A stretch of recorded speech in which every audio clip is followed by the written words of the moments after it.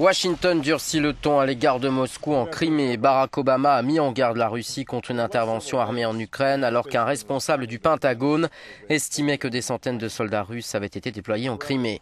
À l'issue d'une réunion à huis clos du Conseil de sécurité de l'ONU à New York, l'ambassadrice américaine Samantha Power a demandé au nom de son pays l'envoi d'urgence d'une mission internationale de médiation en Crimée. Nous sommes profondément inquiets au sujet d'informations sur des mouvements de troupes entrepris par la Fédération de Russie en Ukraine, dit Barack Obama.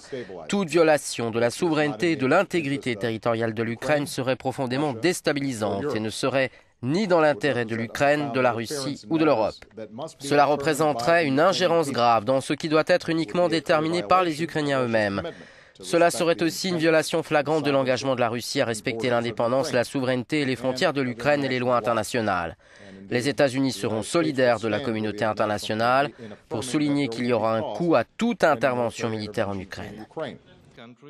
Le chef de la Maison-Blanche pourrait renoncer à participer au sommet du G8 à Sotchi en Russie si les forces armées russes sont présentes en Ukraine.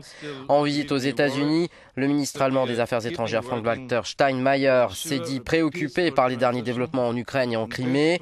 Nous devons maintenant travailler, dit-il, pour assurer une transition pacifique et cette transition doit d'abord être atteinte par les Ukrainiens eux-mêmes.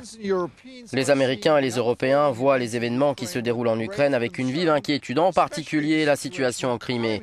Mais le message global est, il n'y a pas de raison de paniquer, au moins pour l'instant, estime notre correspondant à Washington, Stefan Grobe.